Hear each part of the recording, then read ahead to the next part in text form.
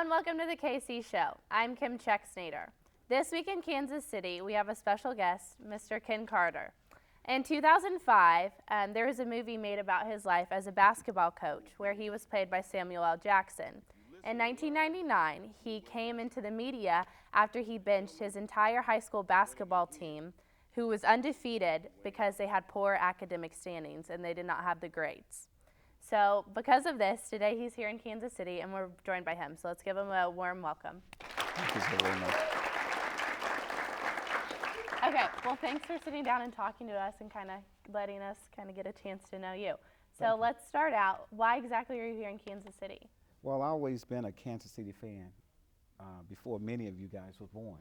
I was a big fan of the Kansas City Chiefs, and I lived in Oakland, California. So that was a rivalry between the two teams. So the circles under my eyes are from all the fights I didn't win. So what brought you to our school, Paseo Academy of Fine and Performing Arts? Well, I just heard a lot about your facilities that you have here and about some of the amazing students that you have here. And so I was close. I said, I have to go by.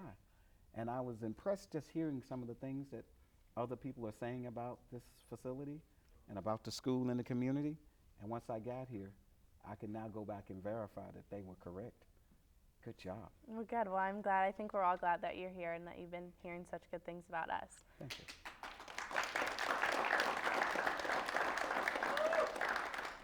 So in 2005, the movie Coach Carter came out, and it was all about your life as a basketball coach. So can you kind of tell us about what the movie was about and what was the basis for the film? Well, see, this all started years before the actual movie. People always ask me, Coach, was Samuel Jackson your first choice to portray you in the movie? Samuel Jackson was not my first choice. I really wanted Tom Cruise. But he didn't want to shave his head and get a tan. So. No, but when we talk about the movie, Mr. Samuel Jackson, as I call him, one of the most gifted persons I've ever met in my life. And 6 months of shooting the film, Coach Carter, he never stumbled on one single line. And not only did he know all of his lines, he knew everyone else's lines on the set. So it was just remarkable, that experience. But that experience started a long time ago when I was a little boy in a little town called Macomb, Mississippi. And I wrote my mom a note because we was very, very poor. And I tell people there's a difference between being broke and being poor. Being broke is just an economic condition, but being poor is a disabling frame of mind and a depressed condition of your spirit. Even though we was broke, my spirit was never depressed because I have a family like you guys have here at the school. People who love you, who attend to you and take care of you. And so I had that. I actually have 7 sisters, believe it or not. So I have a T-shirt that's printed that says, I survived 7 sisters. But that journey started basically when I was 7 years old, and I wrote my mom a note that one day, Mom, they're going to make a movie about me, and I'm going to buy you a big house and pay off all your bills, and you'll never have to cry anymore. And so people always ask me, Coach, did you buy your mom a new house? I said, yes, I did. Did you pay off all of her bills? I said, no, my mom is an expensive girl. So that's how all that process started now. So you talked about your journey. So starting from 7 years old to 2005 when the movie was shot and filmed and released. So how did that come to pass? I mean, you said you came from Mississippi, and now in the movie you were in Richmond, California as a basketball coach. So what was that in between? Well, I used to pray to God every day because we was just broke in Mississippi. And we were so broke that when our family passed by a bank, it actually set off the alarm. So I thought all the rich people lived in California because that's what we seen on television. All the glamorous stars lived in California. And so I used to pray to God every night. That's what I ended my prayer is, God, please get me to California. And he delivered me to California when I was 12 years old. And it was interesting. My first day in California, I had 12 fights. It was amazing because language different. I started, believe it or not, uniforms at the schools because I had 2 pair of pants and 2 shirts. They were the same color. So when I changed clothes, nobody knew. So they would always tease me, and I was a kid who sat in the corner. I was kind of like an introvert, and because we were just broke and poor. But I knew the quickest way between having something and nothing was education. And so I started to educate myself. I started to play my horn. I was able to acquire a saxophone, so I still play that same horn today. And I had a athletic gift that I didn't really know I had. And in high school, I became a high school All-American in basketball and in baseball. And my athletic skills got me a chance to play college, which I had received an athletic scholarship. And after that, I got a chance to play pro ball. And I got the chance to play professional basketball for 2 weeks. And I was cut. And I was devastated. But I didn't give up. I went overseas and played. And as we speak today, I was 2 years ago inducted into the Basketball Hall of Fame over in Madrid, Spain. Well, awesome. Congrats on that. That's thank you. applause-worthy. So when you came to be a basketball coach, what was your mentality going into it? Because you had played previously and you were a high schooler playing basketball. So as a coach, how was that for you? My high school gave me my identity. Richmond High School gave me identity. My teachers loved us, at school. And we used to leave class feeling like we were the smartest kids in America. And our teachers used to tell us, America needs you. And so we actually believed it. And Richmond High basically gave me my identity. And even though it was considered one of the most dangerous cities in the state of California, but I thought it was just like great. It was just absolutely wonderful. And so after going through and playing ball and I come back home, I opened up a retail sporting goods store, which was portrayed in the movie. That movie, Coach Carter, is 98.5 correct. The only thing that they changed was some of the players' names and some of the teams we played, because we actually beat team by 50 points. So I only know one way. I'm always on the gas. And so that's the way my team played, and that's our personality. But I don't consider myself a coach, young lady. I consider myself a teacher. I think next to parenting, teaching is the most important profession in the world. So in the movie, it kind of portrayed the boys and their journey and having you as a coach. Why were you so fundamental on them having academic success? Because a lot of coaches, they focus about what their players do on the court. So why were you so focused on the court but also at home? I'll give you statistics, young lady. Reading the paper this morning, Microsoft has over 35,000 millionaires in that one single company. 35,000 millionaires in that one single company. Now, to play in the NBA or any type of professional sport, 1 in every 500,000 high schoolers will get a chance to play some type of professional sport. And the average lifespan of that person playing that professional sport is 3 years. So now, you're 25 years old and you got the rest of your life to live. And now, your generation, 1 in 3 will live to be over 100 years old. So I'm just doing the math with the kids. 1 in every 500,000 get a chance to play some type of professional sport. But if you have a gift or a talent and you actually develop your talent, there's a difference between being, shall I say, having a career and a job. J-O-B, in my definition, means just over broke.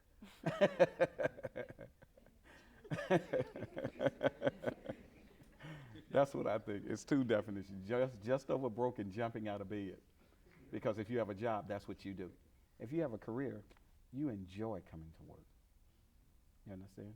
You enjoy it. If you have a facility like, for instance, if you were the principal of this school, you see how fast that gentleman walks and how excited he is. You see he's always walking fast and always because he has a career. And so you see people who have jobs, you see their head is down and they're walking real slow and they're always complaining. So I just wanted better for our boys. And so therefore I put some things in place. I had the contract and they signed the contract. And once they signed the contract, now that bonded them, that was a bond, and they had to work within those parameters. And as they worked within those parameters, they became successful. So in the movie that showed the journey from the boys and them realizing that for us to play basketball and for us to do what we love, we need to dedicate our time to our schoolwork. How was the journey for you as a coach and seeing these boys develop and grow up and kind of get a sense of who they are? I don't think they ever grow up. But I think you start to mature. And I think the team effort, I think there's 4 things that you need in your life to be successful. I think you have to have integrity. You have to have accountability. You have to be a great follower before you can ever be a great leader. And you have to be a part of a team. So we're in a high school setting now. So is this bringing back any memories from you being in high school and coaching boys and working with high school kids? Well, honestly, at Richmond High School, we didn't have facilities like you have here. When I first took the job at Richmond High School, believe it or not, as the basketball coach, we had no basketballs. We had no nets on the goal. We had no towels, but that really didn't matter because the showers didn't work. So our facilities was nothing like this. But I didn't look at that as a problem. The only thing I really looked at as a problem that our kids actually look like losers. Honestly, they would wear their hats turned on backwards, which is cool. So I would go talk to the back of their head. And they go, Coach, why are you talking to the back of my head? I said, your hat is turned on that way, so I figured that's the way you was walking. You understand? And so we made them pull up their pants and see, if I seen your underwear, that was 1,000 push-ups instantly. Instantly. And people always say, Coach, did you really give kids 10,000 push-ups? Yes, ma'am. And it's not a punishment, this is a discipline. A punishment will last you 1 day, 1 week, 1 month. A discipline will last you a lifetime. So did you have any setbacks from boys when they said, no, I don't want to do that? How would you get through to them? How would you make them break that barrier of saying, no, I'm not going to do 10,000 push-ups? Well, they would not play in the game, period. And they mama and them would call me, and I always complain. And they know if a parent called me, that was instant 5,000 push-ups. And you had 1 week to do it, so if you didn't do it, they doubled the next week. So you had an incentive to get it done this week, because next week it's going to be twice as many. So this was the thing. Basketball was the hook. Education was always the goal. So how do you think athletics and education add up together? I think performing arts and anything you do or want to do in your life, and you want to actually earn a living, I think it goes hand in hand. See, I believe the way you do one thing is the way you do all things. So if you don't make up your bed, young people out in the audience, if you don't make up your bed, you will never get that corner office up on the 15th floor, period. Because we can't trust you with the business because you can't even organize your own room. So I believe the way you do one thing is the way you do all things. So I'm sure you had a few bumps in the road from you becoming a coach and teaching and implementing all these skills into kids, our age in high school. So what was the hardest thing for you to overcome? Coaching the girls' basketball team. Actually, that's the only trophy I have in my house. The girls? The girls' trophy. Why the girls? Because when I first went back to Richmond High School, I used to always write a check because I was pretty successful in the business area in Richmond. I did fairly well for myself. And so I would always send a check, but I never went back to the high school. And when I actually went back, my old coach invited me back, I was embarrassed that that was my high school. It was graffiti everywhere. It was paper on the ground everywhere. It was just crazy. And I couldn't believe that was my old high school. I just couldn't believe it. And that high school gave me my identity. It made me feel I had some self-worth. My teachers loved me and told me that. And I wanted to make them proud of me. And I always tried to add value to my family's name. And so that's what we were trying to instill in these boys. We want to add value to our school. We want to be prideful of our school. And so once they bought into the team concept, everything else was downhill. It was really good. So before we open it up to Q&A for the kids to ask some questions, what is advice that you give to teachers and coaches as students as they kind of, live their lives and grow up and, help people learn? Give great service. Young people, you have to always give great service. See, that's what people really don't understand. Martin Luther King said it best. He said, not all of us can become famous, but each and every one of us can become great because greatness is defined by the service that you give to others.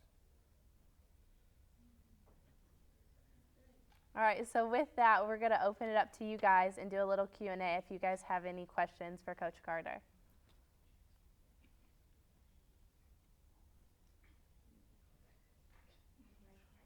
Yes, ma'am. Yes, sir. Oh, yes, ma'am. I can't see. The lights, I can't see. Yes, ma'am. Okay, in the Kansas City, Missouri School District, we have a thing, the sports is called the IF, the Interscholastic League, and a lot of school basketball seasons have started. So what advice can you give to the girls and the boys basketball players that are attending here? The girls' basketball. Honestly, I think the way you practice is the way you actually play in the game. And you have to just actually, honestly, learn your skill. And it's not about the skill per se if the team gets along with each other. Believe it or not, when I first started coaching the girls' team at Richmond High School, no one wanted the job. My first year teaching at Richmond High, no one wanted the job. Because they had won like 2 games in like 10 years. And so that bar was set pretty low. So I'm thinking if I win 1 game this year, I'm doing fairly well. I'm doing about average. But then when you look at things, in baseball, if you bat 300, you have a chance of going to the Hall of Fame. And that means you're failing 7 out of the 10 times you're at bat. So I'm thinking, I put a plan together, a business plan, and that's the way I coached my basketball team. I ran it like a business. And our girls, believe it or not, what you guys think happened to our first 16 basketball games? What you think happened? Who said we lost? Raise your hand. You said that? I have a movie.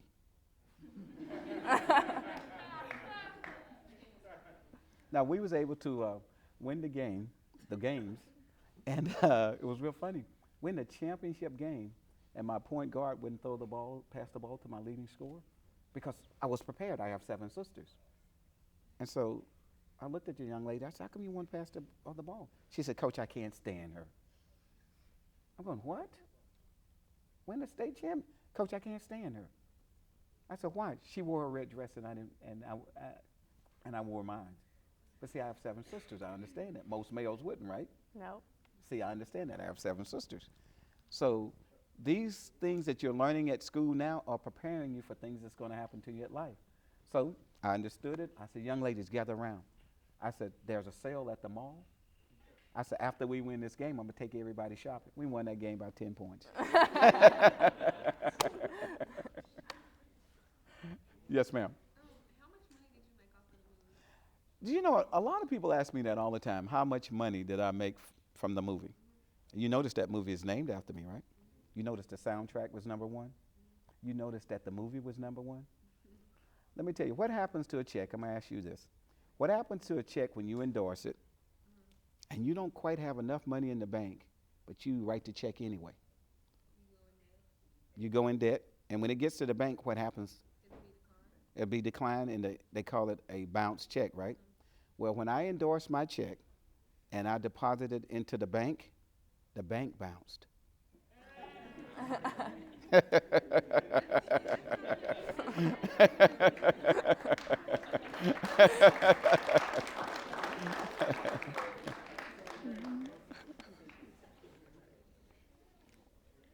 Next question.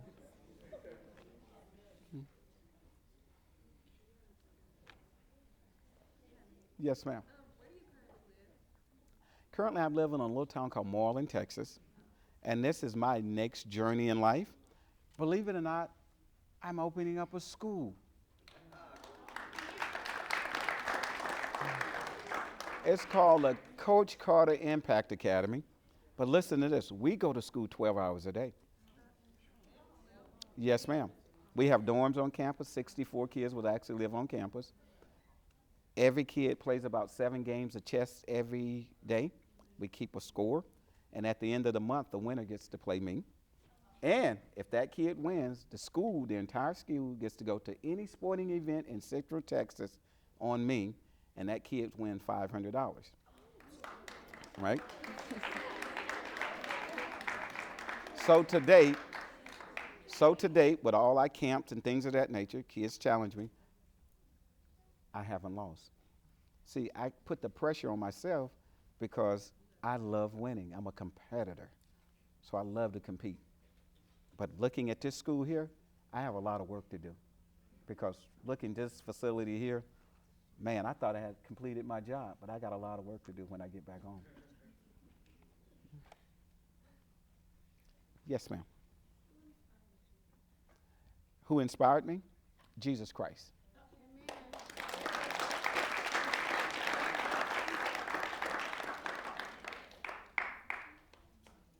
Yes, ma'am. Do you still talk to any of your players? Oh, do I still talk to any of my players? Every single night, young lady. Every single night.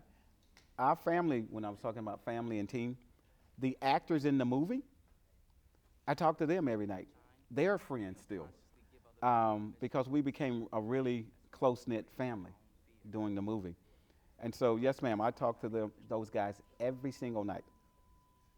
And so their personalities are still the same. Yes, ma'am. Do I plan on making any more movies? That is the reason I'm here in Kansas City.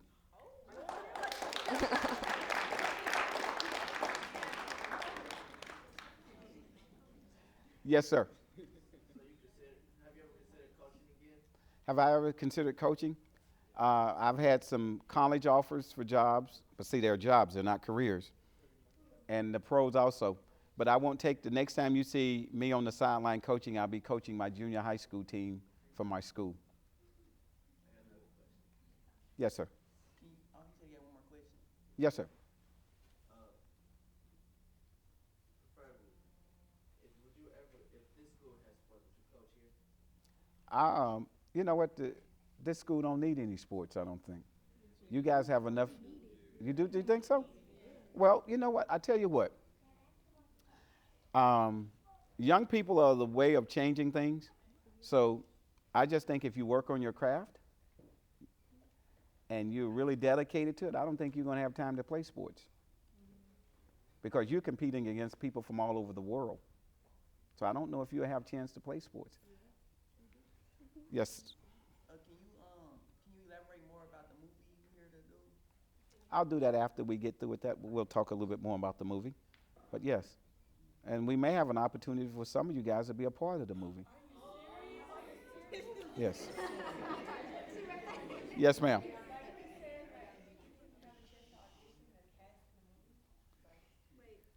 Well, we'll talk a little bit more about that afterwards. But we're always looking for extremely talented people. Yes, ma'am. Did you actually use your sister's name for like plays and when you played the game like Hattie? I noticed it was like Hattie May or Hattie something. Did you actually use your sister's name for the plays when you played that? Yes, ma'am. See, I was telling you about my team was a part of my family. My 7 sisters are extremely important to me because if it wasn't for my 7 sisters, I would probably be pumping gas at the local gas station or something. Those are people who nurtured me and loved me and told me you really can get this done.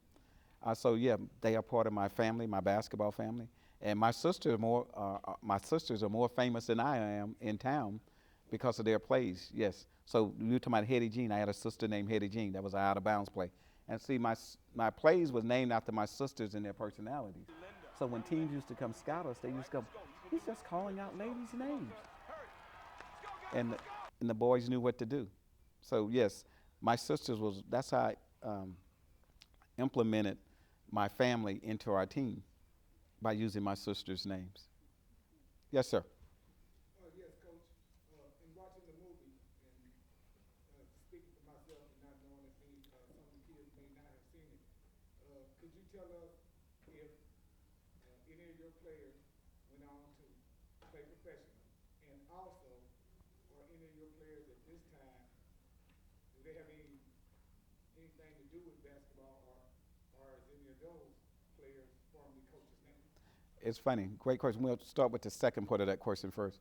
As any of my former players, coaches now. Yeah, we have 10 guys who have played for me who are coaches now. And when I attend their practices, they say the same thing I used to say to them. Run your suicides, don't make me commit homicide. And so it's real funny. You notice, young people, the older you get, the smarter your parents are. Isn't that amazing? But it takes you quite a while to figure out that my parents are pretty bright. You understand? And so, yes, sir. We have 10 kids who are now coaches. And every year in those divisions, they're always at the top, and they're always competing for the championships because I think teams take on your personality. The second portion of that question, did any of my players play professional sports? Yes.